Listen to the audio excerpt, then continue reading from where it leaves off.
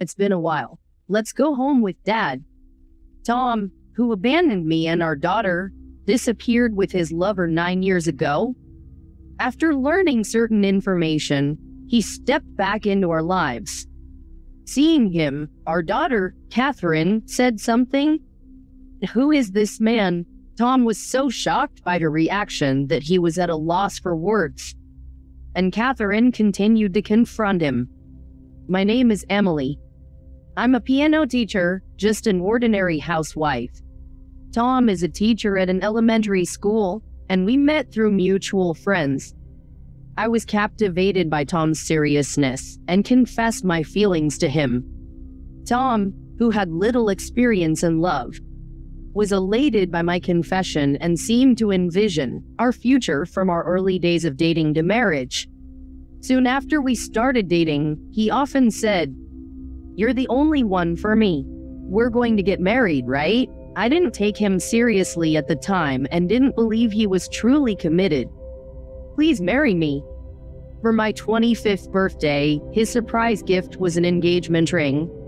We hadn't known each other for very long at that point, so I was surprised by the proposal. However, once Tom made up his mind, he seemed to stick to it. I was young then, and I had a strong desire to get married, so I accepted his proposal. However, my parents couldn't accept that we were getting married less than a year after we started dating. My parents worked overseas and were always worried about me living in Japan. That's why they were cautious about me marrying someone I hadn't been with for very long. As a result of Tom showing his sincerity, both my father and mother gradually changed their minds, and we decided to get married by the end of that year. Tom indeed has a strong sense of responsibility as a teacher, and he gives a serious impression to those around him. While being persuaded by him, my parents probably ran out of reasons to object. Tom had been working part-time since he was a student and had been saving money. He also calculated the expenses required for our married life and presented the results in graphs to my parents. I felt that it would be unreasonable to keep objecting after all he had done. If you're willing to go to such lengths, I trust you with our precious daughter. Please ensure her happiness. She means more to us than our own lives. With that, we received our parents' blessing to marry. While I had hoped for a happy life together, our reality as newlyweds was far from what I had imagined. After getting married, I realized that Tom, who I thought was so responsible, didn't help at all with household chores. He believed that housework was a woman's job.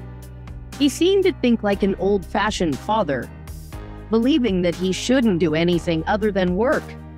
Tom, please help out with the housework. At the very least, could you tidy up your clothes and prepare for the next day yourself? I reached my limit with his lack of assistance in household chores and confronted him about it once. But that discussion ended up angering him. What are you talking about? All you do is play the piano? I wake up early every day and work hard at school for my students. Teaching club activities, it's also taxing. You must understand that. Moreover, housework is a woman's role. Who are you to act high and mighty when you don't even earn? I couldn't believe my ears. He was completely different from the men I knew when we were dating. His words, which seemed to belittle me, brought more sadness than anger. From that point on, Tom continued to berate me unjustly. During such trying times, I discovered I was pregnant. My parents are really looking forward to a grandchild. You understand, right? If anything happens to the baby, you know what that means. Tom's threatening words weighed heavily on my heart, but the child inside me was innocent. This child became my reason to live. So I decided to give birth. However, the morning sickness was far worse than I had anticipated, making it impossible for me to do household chores. Even seeing my state, Tom did not help. Instead, he bombarded me with criticism. The moment he yelled at me to go buy food from the convenience store right now, When I was too sick to prepare a meal, I felt utter despair at his lack of understanding. His reaction when I told him I would be temporarily closing my piano school for maternity leave was equally horrible. He seemed anxious about the decrease in income and accused me of being lazy, as if I was taking time off without reason. All I felt about our future was dread. How can I raise a child cooperatively with this man? The fears I had during pregnancy unfortunately became a reality. Nonetheless, I managed to give birth safely. Our daughter, Catherine, was a joy. She slept well, laughed a lot, and was an undemanding and thoughtful child.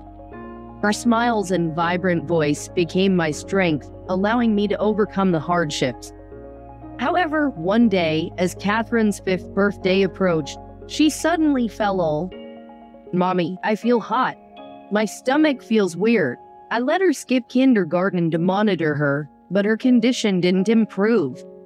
In fact, she started saying her hands and feet felt tingly. Sensing that something was seriously wrong, I called an ambulance. We arrived at the hospital and she was immediately seen by a specialist.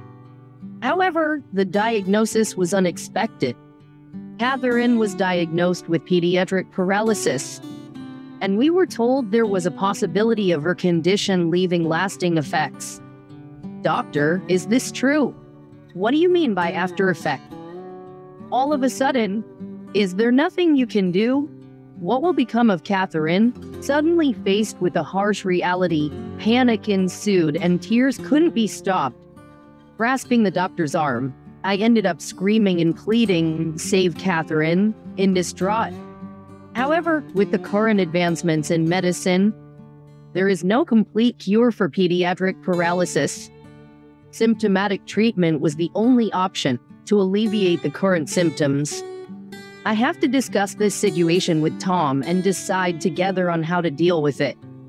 I believed without a doubt that Tom would cooperate if it concerned Catherine, but his actual response far exceeded my expectations. "Catherine has pediatric paralysis. Are you serious? Have you been watching her properly? This happened because you didn't take care of her properly. That's why Catherine got sick."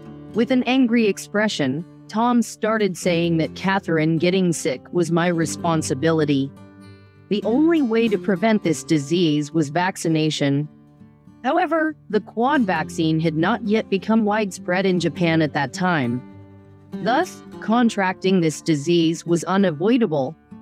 However, Tom blamed me and adopted an attitude of escaping the seriousness of the situation. "What are you going to do from now on? If there are after effects, you are going to take care of everything, right?" Can this man only say such words to his own child? Tom's words gouged my heart. "Tom, you are also Catherine's parent, aren't you? Why do you put all the responsibility on me? What did you say? Pediatric paralysis is an incurable disease. There is no way to prevent it other than the vaccine. We should be planning for Catherine's future rather than blaming the situation. But all you think about is yourself. She is our daughter. Where is your sense of responsibility as a father?" Since Catherine was born, I had never argued back at Tom. I was scared, thinking about what if he directed his anger at Catherine. But this time, I had really reached my limit. If I endure any more, my mind might break. Here, I must talk seriously with Tom. With all the courage I could muster, I conveyed my thoughts to him. However, Tom's response was something I couldn't possibly comprehend. "Hey Emily, since when did you become so audacious to talk back to me, of all people?" The look in Tom's eyes, as he looked down on me while saying this, was more cold and detached than I'd ever seen before. I felt fear from that coldness. I never imagined you'd oppose me. I don't remember raising a wife who would defy me. I thought you were just a silent, obedient wife. I don't need you anymore. Get out." With that, Tom started to forcefully drive me out of the house. Caught off guard by the sudden turn of events, I stood outside the front door, desperately knocking and calling out to him. But there was no response from Tom inside, and the cold winter wind began to envelop me. Why? This is too cruel. Tears flowed uncontrollably as I headed to the hospital where Catherine was admitted. Without even wearing my shoes, I didn't even have my wallet or mobile phone with me. The nurses at the hospital, upon seeing me, hurriedly attended to me. They gave comforting words, warm blankets, and offered drinks. They also contacted my mother and relayed the situation to her. Emily, my mother, interrupting her work in distant America, rushed back to the country. She took over and decided to talk to Tom on my behalf, as I was mentally exhausted. I'll handle the issues with him. You just focus on Catherine. She's the one who's fighting the hardest right now. Those words snapped me back to reality. I wasn't the only one suffering. Catherine was battling the virus. When I tightly held Catherine's hand, she weakly returned my grip. At that moment, it felt like she was trying to comfort me.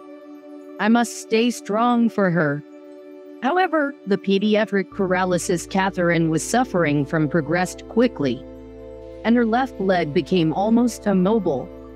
But as her fever subsided and she began to gain back some energy, Catherine gave a reassuring smile as if to say she's okay. I won't be defeated just because I can't move my left leg. Thanks to Mom getting me to the hospital quickly, I'm okay. With rigorous rehab, maybe I can move this leg again. So please, don't torture yourself for my sake, okay? It seemed that Catherine, who was getting better, had noticed the troubles I had been hiding. She saw right through me, recognizing the times I shed tears in secret and the guilt I felt. Mom, why doesn't Dad come to visit me? I was taken aback when Catherine mentioned her father, Tom. Catherine, what I'm about to tell you, I need you to stay calm and listen, okay? It was hard to share such a painful truth with Catherine, who had just started to recover. However, I felt it was essential to be honest with her. She would have to face the truth someday, no matter how painful. And so, I explained the current state of our marriage to Catherine. Are you and Dad getting divorced? Shockingly, Tom had abandoned us and left the house to be with his mistress. When my mother visited Tom's home, it was nearly empty, with only my belongings left. All the furniture was taken, and only divorce papers with a signature were left. When I called Tom from the phone my mother brought, he coldly responded, "How can I care for a sick child? I don't need you to anymore. It's a divorce. This is the end." Then he hung up the phone. A few days later, my mother visited Tom's parents' house. Apparently, Tom had impregnated his new girlfriend and was planning to marry her to take responsibility. His parents deeply apologized for their son's behavior. If you decide to pursue legal action for compensation, I'll support you wholeheartedly. His parents have also agreed. Although my mother suggested this, I had no intention of going down that route. Given everything that had happened, of course, money couldn't make up for the pain and resentment I felt. But now, Catherine is my top priority. I can't afford to waste my time on a worthless person like Tom. I shared all of my feelings with my mother. Though my mother was initially upset, she ultimately supported my decision.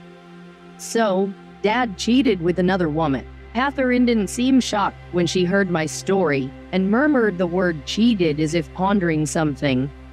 I worried that the revelation might have profoundly affected her and immediately looked into her face. Then, unexpectedly, Catherine clasped her hands together and beamed with a smile. "If that's the case, Mom, there's something I want you to hear." Catherine's cheerful demeanor made me feel a mix of confusion and even fear. What could she possibly have to say? As I listened, what she shared was shocking. 9 years later, Catherine, who was now in her 3rd year of junior high, had made a remarkable recovery and enrolled in a public school. I had started my piano school and was earning a living from it. Our life had been full of hardships, but thanks to Catherine's strength, we had built a stable life. I believed we would continue to support each other in the years to come. One day, while engrossed in these thoughts, there was an unfamiliar man standing outside our home. On that day, Catherine and I were out and saw the man as we were returning home. As we approached, our eyes met, and he seemed just as surprised to see us. "It's been a while. Let's go home with Daddy." To our disbelief, the man standing before us was Tom, the same man who had abandoned us. Why was he at our house? Before I could even contemplate his intentions, anger welled up inside me. Oblivious to my feelings, Tom tried to approach Catherine. "Don't come any closer to her. After all this time. Why come back like this? What happened with the woman you were with? Where's that family?" I won't let someone who spent time with her lay a finger on Catherine. Though Catherine had recovered, she couldn't move some parts of her body completely. If Tom tried to grab her, she wouldn't be able to escape easily. With that thought in mind, I stepped in front of Tom and spoke coldly. "What's your problem? I didn't come for you. I came to see Catherine's face." "Stop interfering and move out of the way," seeing Tom trying to forcefully pull me away from Catherine. Catherine firmly gripped my hand and addressed Tom with a surprising statement. Who is this man? A friend of yours, Mom?" "He looks dirty and kind of creepy. Why is he at our house? Could he leave? What? Do you think you're my dad or something?" "I don't have a dad. He passed away when I was little. I've never seen an old man like you before." I had told Catherine about divorcing Tom, but I never mentioned him being deceased. I immediately realized Catherine was improvising to handle the situation. And it's scary to be called daughter by a stranger. "So I'm going to call the police, okay? Or should I yell for help here?" This man's trying to take me away." Catherine shouting loudly in the middle of a residential area for help. I prevented Tom from approaching when he tried to silence her. Neighbors began to gather. "Catherine, what's happening? Is this man doing something suspicious? If he's bothering you, we won't let it slide." "No, you've got it wrong. I am Catherine's real father, and the idea of you being my dad is ridiculous." The moment Catherine saw Tom claiming to be her father, her expression became cold, and she stared at him with icy eyes. "And I don't have a father, and showing up after all this time. You probably want money. Is it because I've become a famous singer-songwriter?" Tom was likely hit by the truth in her words and was left speechless. Catherine then expressed her wish for me to teach her the piano. "Dad always told me to quit music and focus solely on my studies. No games, no TV, just studying." It seems that Tom was secretly giving Catherine a strict elite education without my knowledge. To avoid getting noticed by Tom, Catherine communicated with her friends through letters and refrained from going out to play with them. And he told me it was a secret just between the two of us because you would spoil me if you found out. Looking back now, it's really creepy, isn't it? Taking away a young child's freedom isn't what a normal parent does. Seeing Catherine laugh mockingly while talking about Tom, I realized something. Catherine hated her father, who had messed up her life, even more than I did. And I've always loved the piano performances you give, Mom. That's why I want to work with the piano when I grow up. I want to tell many people how wonderful the piano is. At that time, I didn't understand why she suddenly started talking like this. But now I realize she wanted to prove Tom, who had belittled music, wrong. From a young age, Catherine had perfect pitch and a better memory than her peers. She never forgot anything she heard or saw, and her piano skills improved incredibly quickly.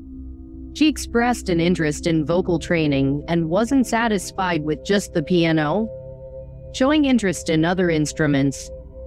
She would play the guitar and sing in front of the station on weekends, and even applied for numerous auditions. She transformed her disability into a strength, radiating a unique charm. With her beautiful singing voice and immense talent at just 14, she was constantly scouted by the media. Today, she is a busy singer-songwriter touring nationwide. I just wanted to reunite with you. If Catherine meant so much to you, why did you abandon us and leave that day? As a crowd of neighbors gathered, watching our confrontation, I began to loudly recount Tom's past misdeeds. When Catherine got sick, you left us for another woman and had a child with her. You chose her over our family. Whenever something wasn't to your liking, you yelled and threw things. Now you suddenly act like a father. Enough is enough. Catherine and I erased a father like you from our memories a long time ago. People from our neighborhood were taken aback by our family's shocking past. They gathered around us as if to protect us from Tom. This is the town I was born and raised in, where everyone is warm-hearted. Everyone loves Catherine as if she's their own daughter, and they've always supported me. Perhaps that's why they felt as if their own child had been hurt, just like me. And their voices rose in displeasure towards Tom. You're no father. There's no way I'd ever return to a scum like you. I'm going to live with Mom and everyone here. Never show your face again, you bastard. Trembling with anger, Catherine poured out all her feelings. She then fiercely threw her bag and coat, asking those around her to drive Tom away. Just when the residents started making a commotion to drive him away, Tom came crying to me. Emily, please help me. I truly regret everything. I promise to cherish you both. I want to make it up for the rest of my life. Please, I beg you to forgive me. Tom begged, kneeling down, tears streaming down his face. Seeing Tom like that, I deeply despised him from the bottom of my heart. To think that he would be forgiven just by kneeling after what he did, he's an unbelievable man. Even after all this, he still believes everything will go his way. I looked into Tom's eyes and spoke with a smile. Lift your head and look at me, Tom. Emily, I knew you would forgive me. And seriously, stop it. Think I'll give us another chance? Don't make me laugh. We're total strangers now. Don't ever mention mine or Catherine's name again. If you come here again, I'll report you for stalking. Tom, who mistakenly thought he was forgiven and looked up, was left speechless by my smile. It seemed even Tom realized it was too much. He left the scene in a daze. The neighbors were relieved for our safety, and some even cried knowing our past. From now on, we'll protect Catherine. Whether as a father or a brother, bring it on. Well, might be a bit old to be called a brother, that's for sure, LOL. Thanks to everyone's cheerful mood, Catherine's smile soon returned. It turned out Tom visited our house that day because Catherine was featured on a TV music program and he saw me. Even though we didn't tell him our current address, since I used my home as a piano studio, he could easily locate it by searching my name. Apparently, his current wife is quite extravagant and Tom's income wasn't enough. So he thought of relying on Catherine and me. No matter how much time passes, people never change. Mom, divorcing him was the best decision. Maybe I'll title my next song Discarded Trash and write lyrics about our past experiences. Catherine joked with such strength that it was almost frightening. But I was a bit moved by her resilience and brightness. Enjoying life to the fullest on her own terms. Enjoying life to the fullest on her own terms.